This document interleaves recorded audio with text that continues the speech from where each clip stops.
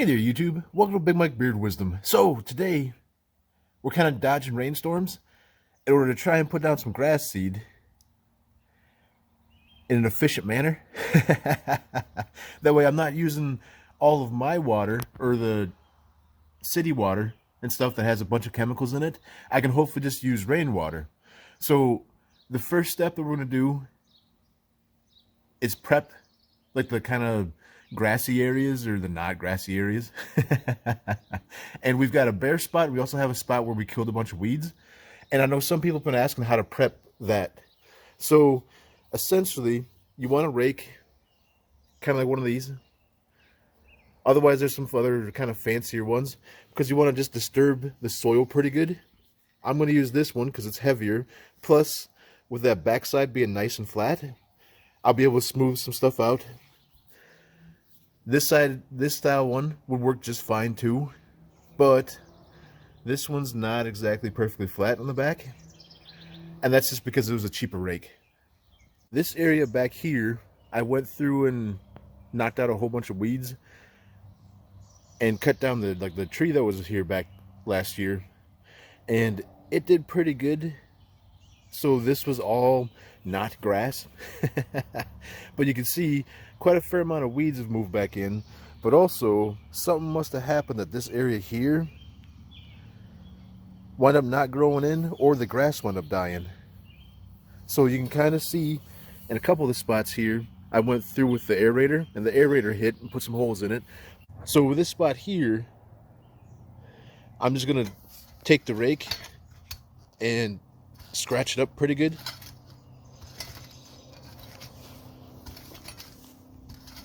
So the idea is to disturb the soil as much as possible.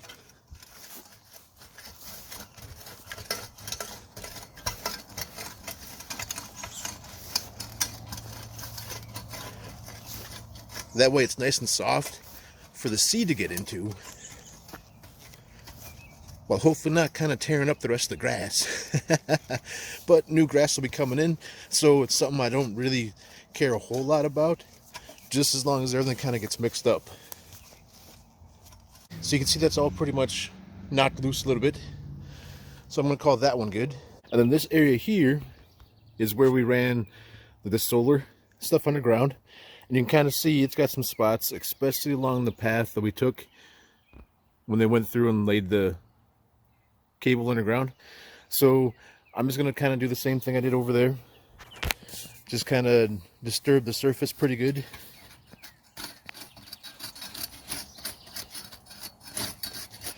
And this is a lot easier because it kind of rained earlier. So by dodging letting that first storm hit, it really kind of helped loosen the soil up, because like last night, this was hard like a rock. And then this area here was kind of wiped out and killed the weeds from when we did the tenacity and speed zone.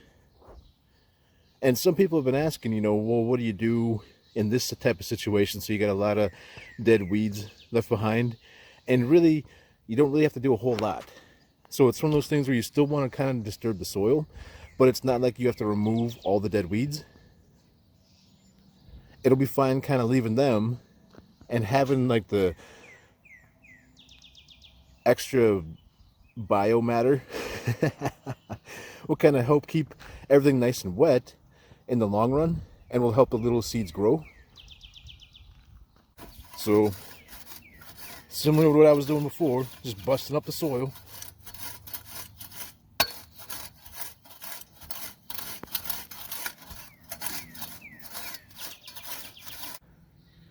Alright, so that's all good and prepped. Got the soil all mixed up pretty good, so nice and scratched up. You can kind of see there's some of like the breaking down plant bits and stuff that are hanging out. Quite a lot over here on the edge, more than I was expecting. But this is all ready now, and I can kind of feel sprinkles, so it's about a storm again. And then to put the seed down, I'm just using the Scott's EZSeed Patch and Repair Sun and Shade, because it should grow just about anywhere. And then it's pretty cool because it's got both the seeds as well as this kind of like composty thing or something like that kind of absorbs water and helps keep things wet that you need in order to make sure that the grass actually winds up germinating. So you can see it here on the side. You've got all those seeds, and you've got that little kind of weird brown granular stuff. And that's the part that actually absorbs the water and kind of stays with everything. So prep instructions.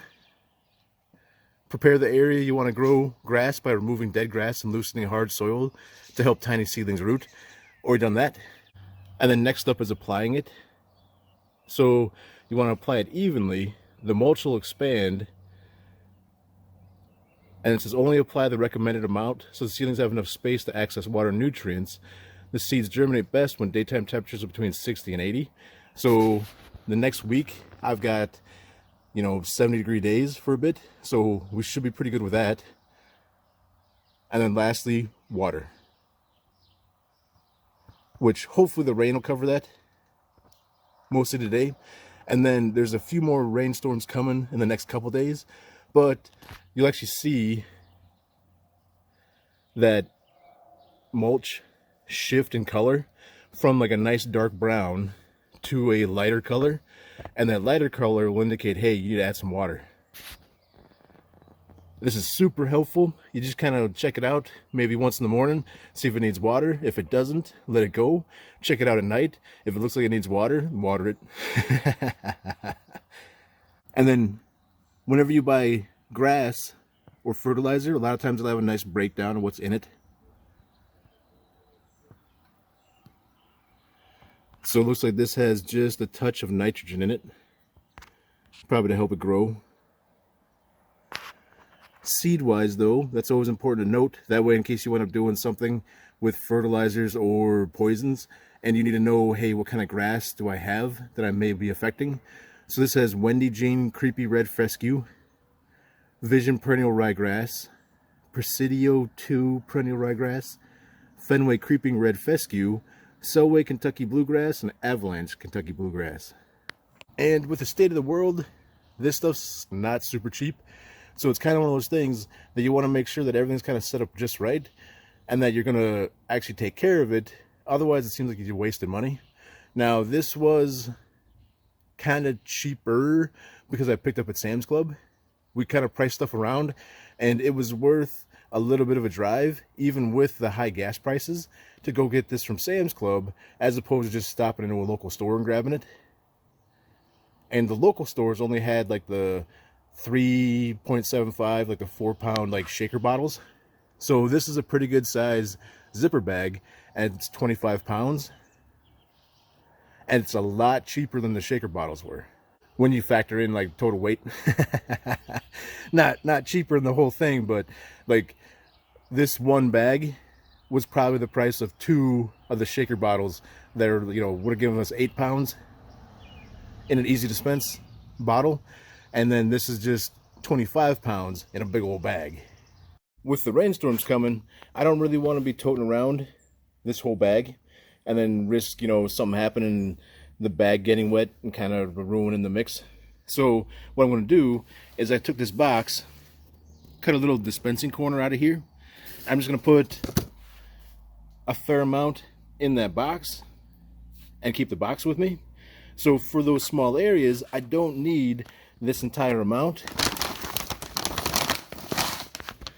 This 25-pound bag should cover 556 square feet. So I definitely don't even need the whole thing. I don't even need half in order to do those little areas. So I'm just going to throw some in here, kind of make sure I got it good and covered. And then if I wind up having any extra in the box, I'll just find little spots I can hide it in the yard. There's plenty of little spots between the squirrels kind of digging holes and burying black walnuts and some other stuff. It'll be funny to kind of hide them under grass seed and see if they can still find them. And the boys tend to run and play pretty good, and sometimes they wind up kicking up and tearing up the yard a little, so there's plenty of little patches to fix. And then here's a better view of the stuff, so you can see the seeds in it and the compost. And I was able to dump a fair amount in here. I'm pretty sure this will do at least the front section and maybe a couple little side yard tear up sections. And then I'll come back for a little bit more depending on how much I wind up using. All right, so let's give the box a shimmy. Oh, yep, that'll work.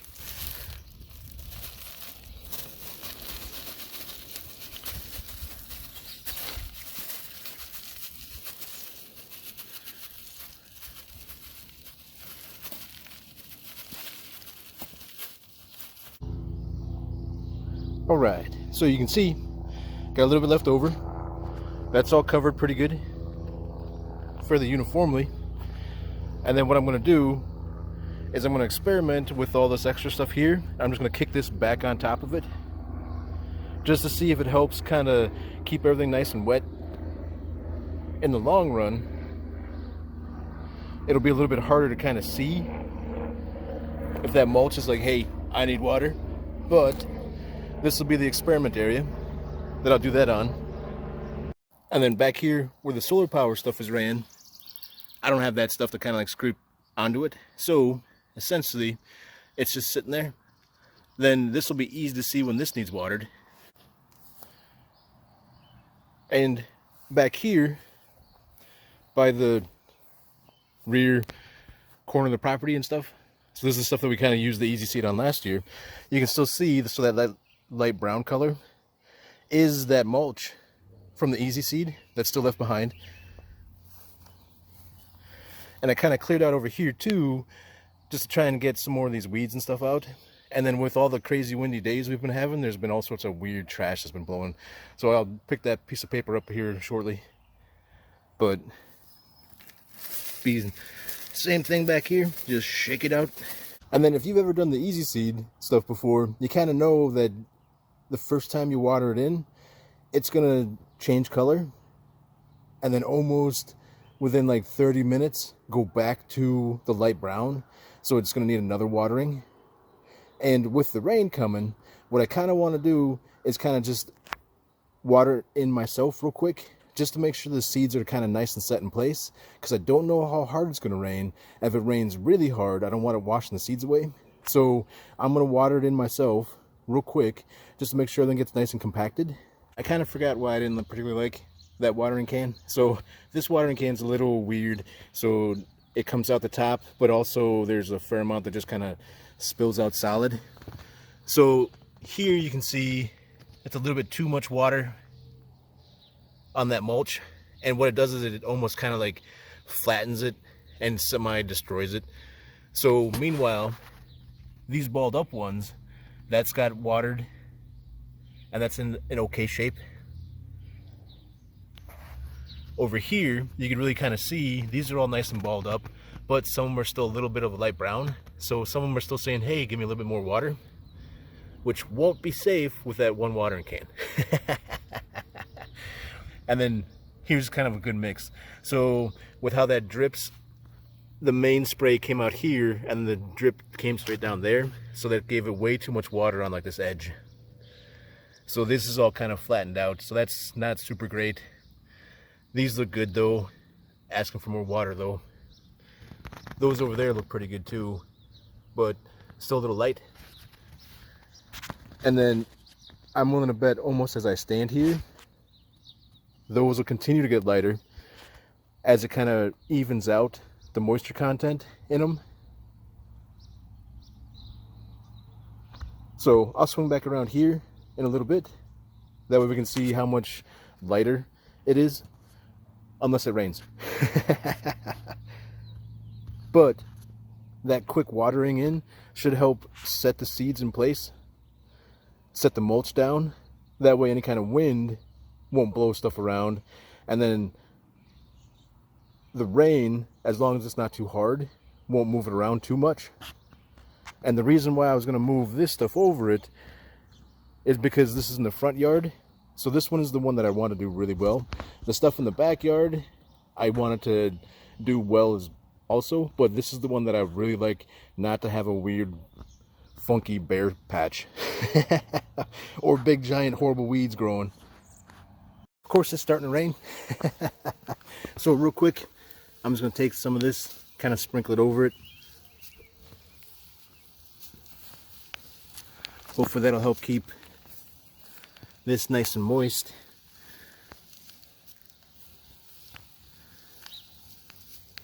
Keep the birds off it a little bit. Because I swear when I was putting this down, I could hear them all squawking. They're like, look, there's fresh food.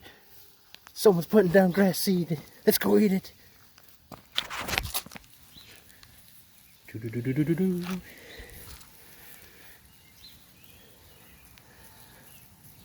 All right. So, it'll be interesting to see how that one's going. I've never put stuff over the EZSeed like that before, but I'm hoping it'll help protect in case it rains really hard, keep the seeds from washing away, and also help retain moisture and help these germinate properly. That way they're all good to go. So, hope you guys enjoyed the video. Feel free to like and subscribe. And I'm getting out of the rain. Check you next time.